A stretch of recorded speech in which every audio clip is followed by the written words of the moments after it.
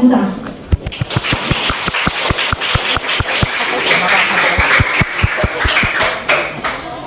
嗨，大家好。很棒，很棒。好，那大家知道我们今天要来干嘛吗？不知道吗？宣导。对，宣导。会挡住你吗？对，没错，没关系，我应该声音够洪亮。好，然后好的，那大家，你们这个白板很有个性。好，你们对这个议题有什么概念吗？都可以说。我们今天的宣导呢，就是你就有想法就可以说，然后有问题都直接跟我们讲，因为我们需要一些回应，好吗 ？OK 吗？有问题就跟我说。好，都没有问题。好，那我们就下一页哦。好，那首先呢，我们今天要跟大家分享的是性别平等还有反霸凌嘛。那有谁可以跟我说，开玩笑跟霸凌差在哪边？举手。没有人想要举手吗？我们今天有带礼物来哦，大家可以往你们的左边看哦。我们的礼物都在那边。好，请回答。是一个会让他感觉到不舒服，有没有？好，这个答案很好。你说。他也同意，然后霸凌就是专对他，就是会打他的字。好，这个同学讲很好哦。开玩笑就是让别人不会觉得很不舒服的才叫开玩笑，就是双方都觉得很好笑才叫开玩笑。所以霸凌呢，就是别人觉得不舒服或者有被冒犯到就叫霸凌。好，那大家都知道是什么意思以后呢，我们现在呢来实例题，请问当 A 同学拿 B 同学的外号嘲笑他的时候，全部人都笑了，但 B 没笑，请问这个是开玩笑还是霸凌？你们没有举手，我要怎么发奖品啊？好，那大家都知道，那这是霸凌。那我们第二题哦，要举手，抢答哦 ，OK。好，那如果有同学说，才开下玩笑你就生气，很难相处请问这是什么？好，说。情绪勒索。那我们的选择是开玩笑还是霸凌？但没关系，他回答也很好。我们是开放性问答，好。那有人知道是开玩笑还是霸凌吗？霸凌，好，你很棒，但你忘记举手了。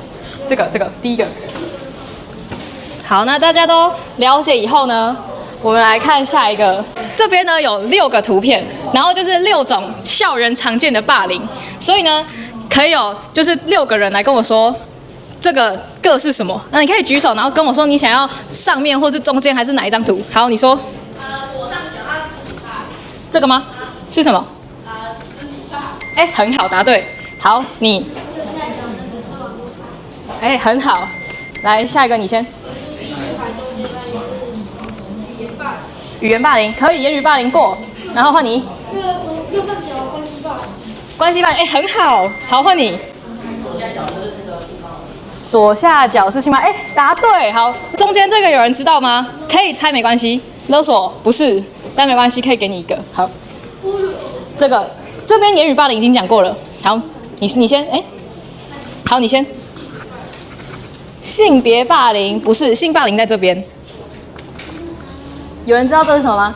这个人呢，好，给大家点提示哦，这个人看起来很那个叫什么强壮，然后呢，这个人就是畏畏缩缩的，都不敢讲话。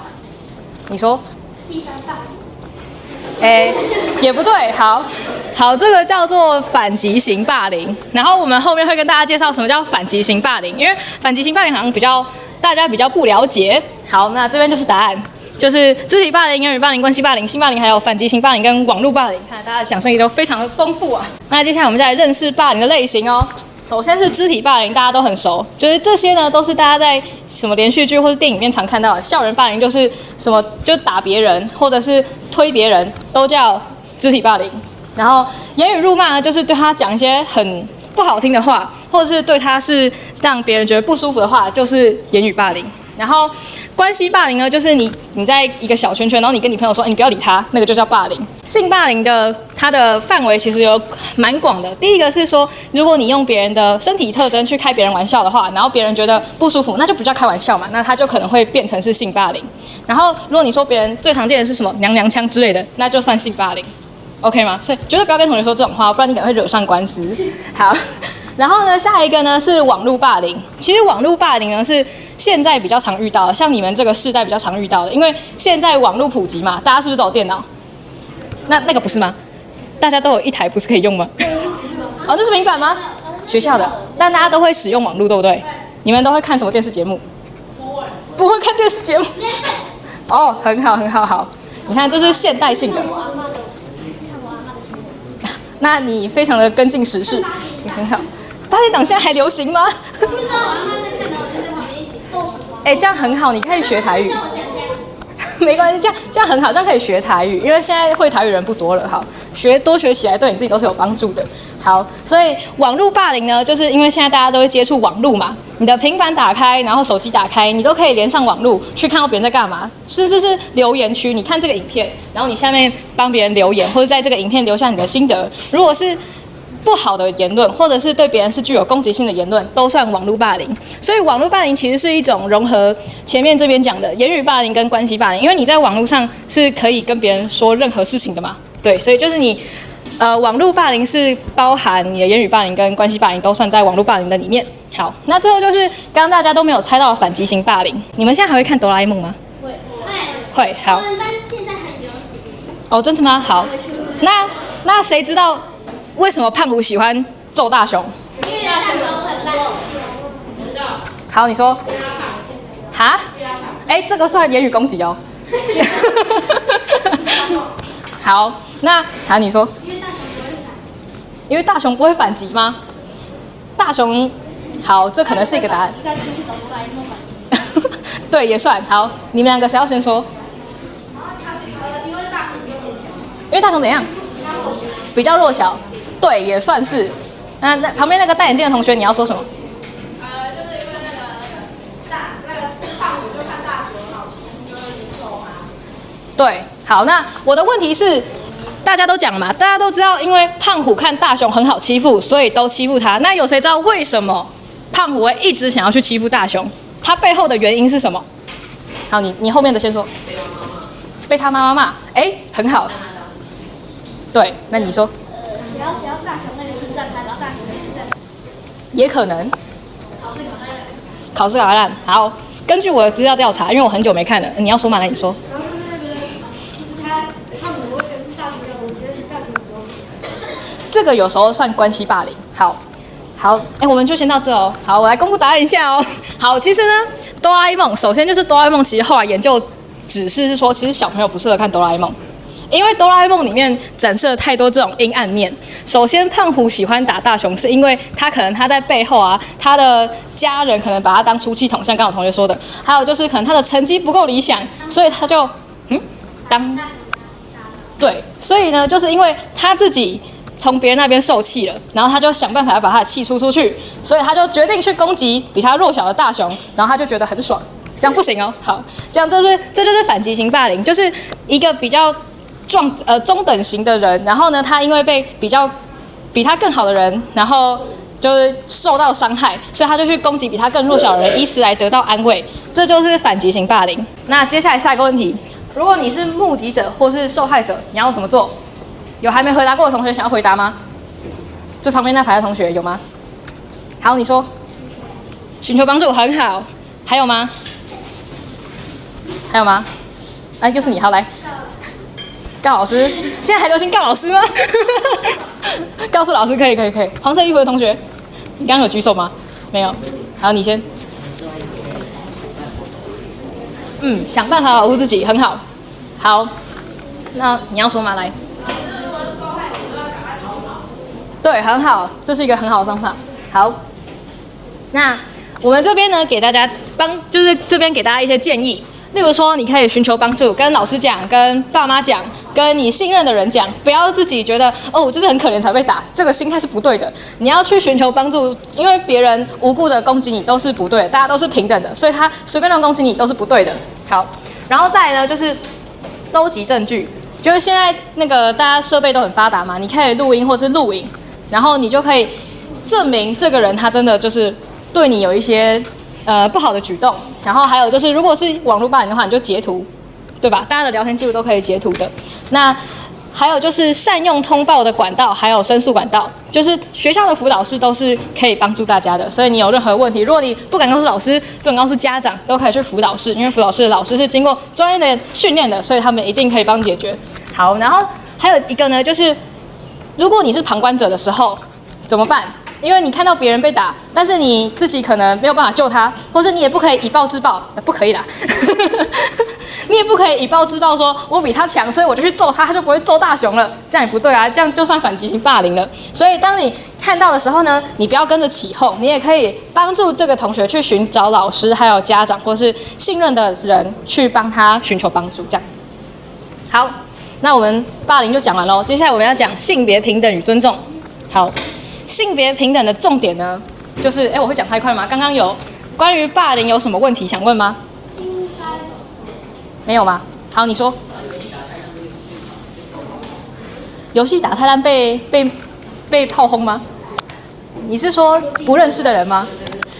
其实如果你觉得可以的话，它算网络霸凌啊，因为网络上的任何让你觉得不舒服，或者是就是不舒服的言论，或者是有攻击性的言论，都可以算是你可以检举他，你可以检举他的账号。那接下来呢，我们要讲下一个喽。还有人想问问题吗？好 ，OK 哈，好。那性别平等与尊重的重点，大家会觉得我讲话太快吗？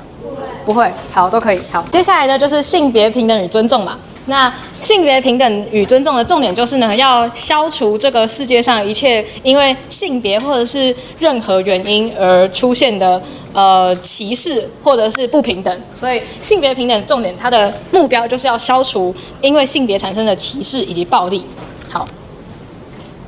好，那接下来我们开始大放送时间。请问大家对性别刻板印象有什么认识的？好，来，不行啊，你们太常回答了，你要给别人点机会。我只回答一次。你怎么？好，你说。我只回答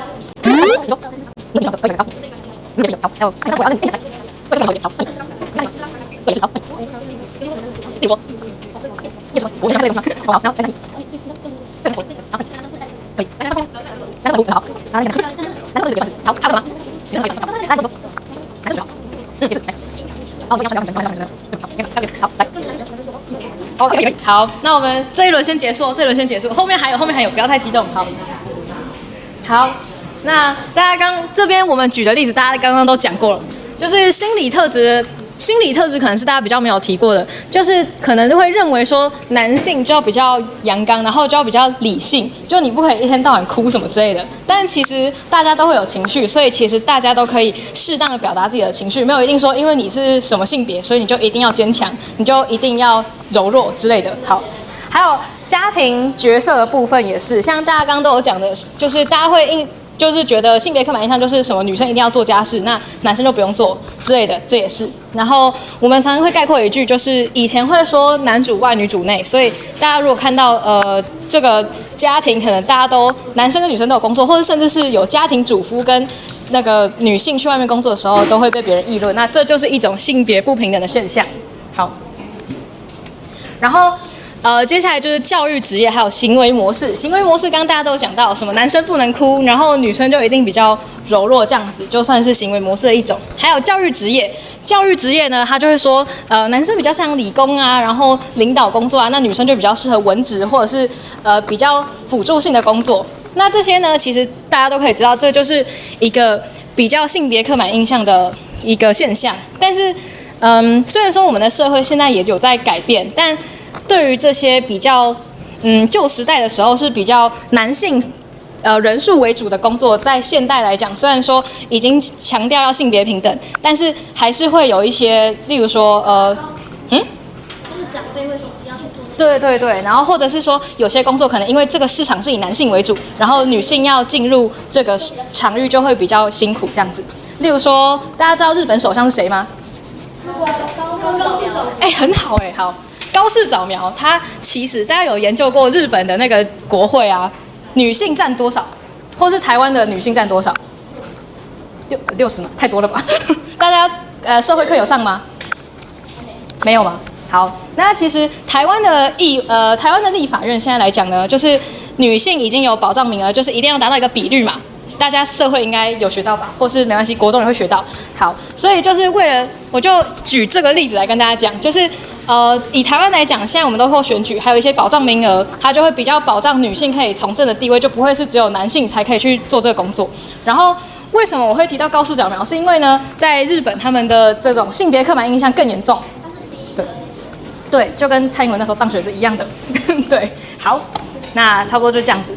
好，那接下来呢，我们就进到最后一个分享，就是性骚扰。好，性骚扰呢，其实它有大致分为4个种类。那这4个种类呢，第一个是言语调戏。言语调戏跟性霸凌，性骚扰跟性霸凌，你们觉得差别在哪里？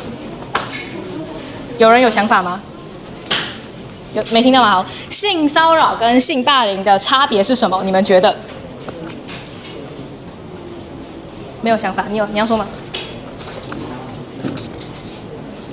骚扰就是他不准，然后一直骚扰，然后性霸凌就是可能像针对性。好，就是性霸凌，可能在比较亲密的然后性骚扰。好。其实呢，这个问题是我突然想到的。好，你说。刚刚有讲那个，你可以帮他大声讲一下吗？其实我不知道答案。他说性霸凌有肢体接触，然后性骚扰是言语。哦，也可以，答案是什么？好，那大家都就是会有一些答案，就是可以去思考。但如果是这题是问我的话，我会觉得性霸凌其实是一个比较算是广泛的，而且它是比较就是有一个时长的。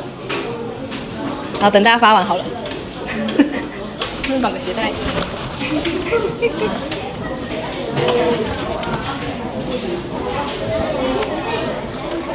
大家不要急，等一下才要画。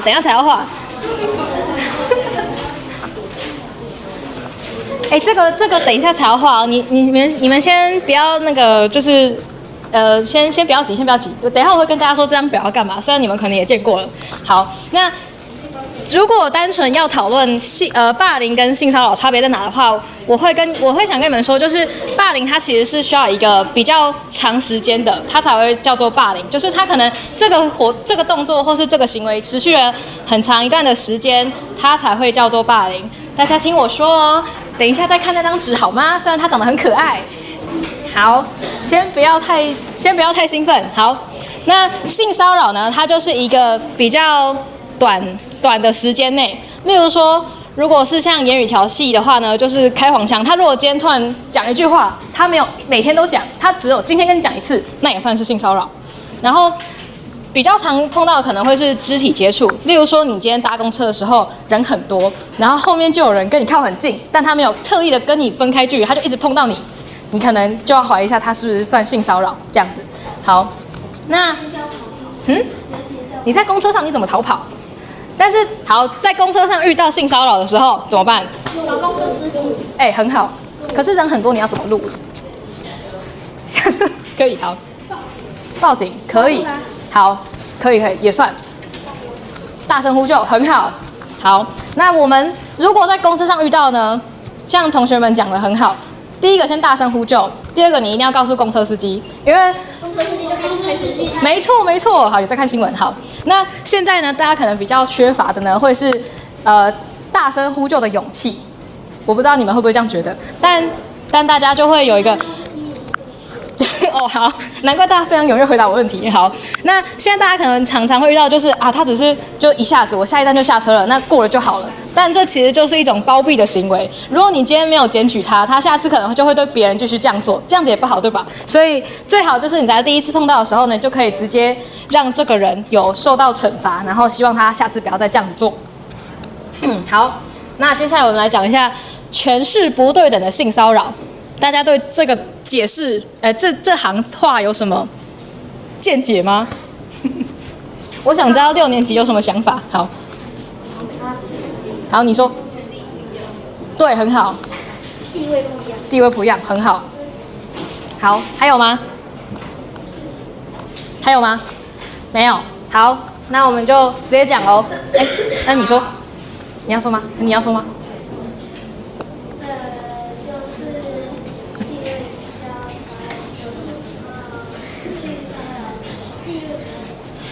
对，好，那有人可以给我一个权势不对等的性骚扰的情境吗？你们有接触过这个词汇，或者是知道它大概长怎样吗？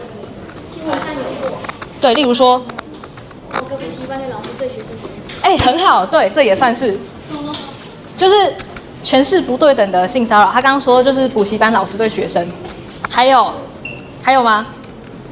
来，对，也算。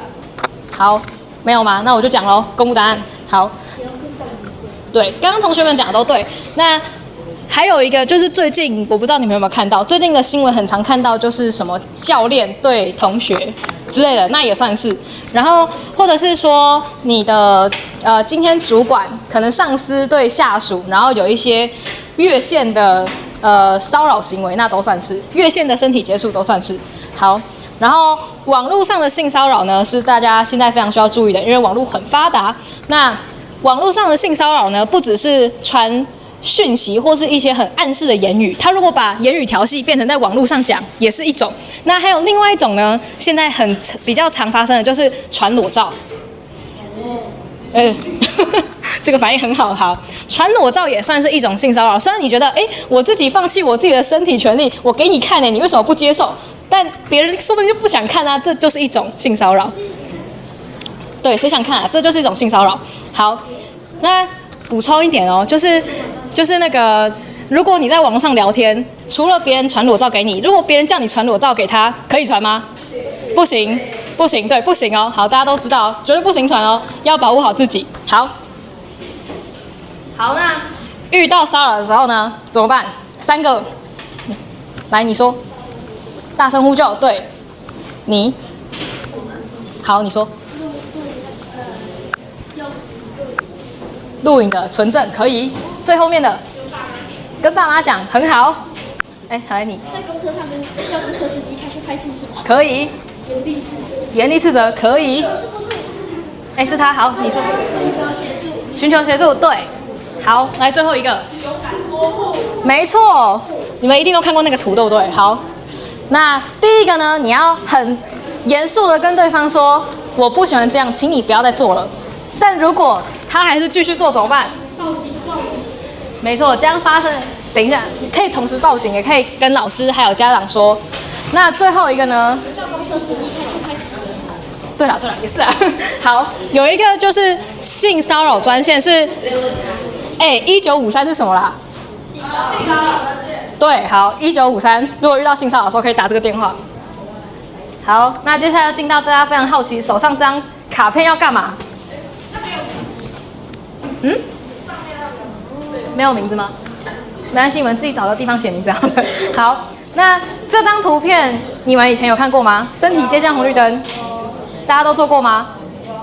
好，那看起来有些人还是摇头。那跟大家解说一下哦，这张图呢，一个是你的正面，一个是你的背面。那请大家找出3个颜色笔，3个颜色哦，3支笔，可以，去。好。你可以找红、黄、绿，红、黄、绿是最容易区分的。那如果你没有的话，你自己找3个颜色，你自己区分得出来都没问题，好吗？好，都找到了哈。那红色呢？第一个是红色哦，红色呢就是不管是谁都不可以碰的地方，就涂红色。然后黄色呢，就是跟你比较亲近的人，例如说家人，或者是。就是例如说家人，他有询问过后才可以碰的地方，就涂黄色。那绿色呢，就是安全区域，就例如说你今天在路上遇到朋友，或是遇到陌生人，你要打招呼握手，就算是一种绿色的安全区域，可以吗？好，那把时间留给大家自己画一下哦。好，那这边有一个举例说明。给大家一些时间自己涂一下色哦。然后我前面呢会播一个影片，就是一个总结今天的内容，好吗？你们就想看的就可以看，然后等一下还有时间给大家画，可以吗？可以。好。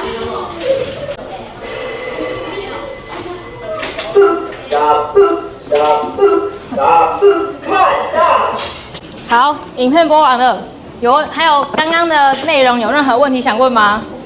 没有吗？好，那大家都快画完了吗？好，那我们现在不要再聊天了。好，那我们现在呢会发一张就是关于满意度调查表，因为我们需要就大家帮我们填写一下，所以呢，请大家再帮我们写一下这张哦。现在发下去的，没关系，你可以慢慢画。那等一下呢，我们先拍一张大合照，可以吗？拍大合照哦，先拍大合照可以吗？大家 ，hello。好，那我们先暂停手上的动作，大家集中靠拢好吗？就大家可能需要往中间靠拢，就是请你站起来，把你屁股抬起来，手先放下。等一下还会有时间写。大家非常踊跃哦，好踊跃。这会录进去吗？对啊。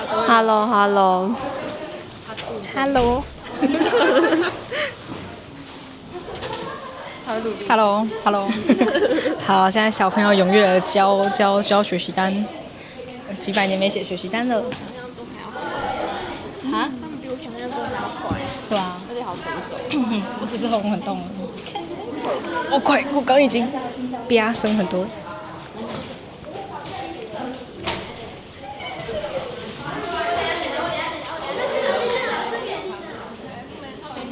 对呀、好可惜哦。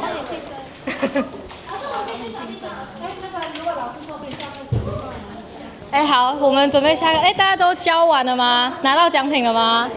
都拿到了吗？那我可以说最后一件事吗？好，就是今天是我生日，可以祝我生日快乐吗？谢谢大家。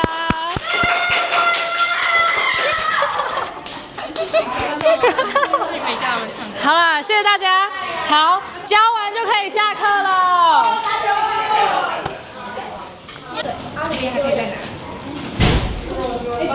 所以就变这个吗？没有人要这个吗？这个是什么？我也想玩嘞。 Rainbow。不好耶。笑死，凑我一个。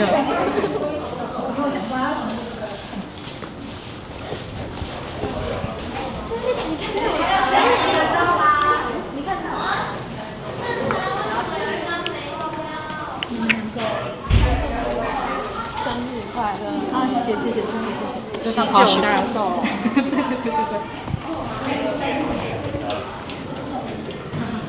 是你要帮他教。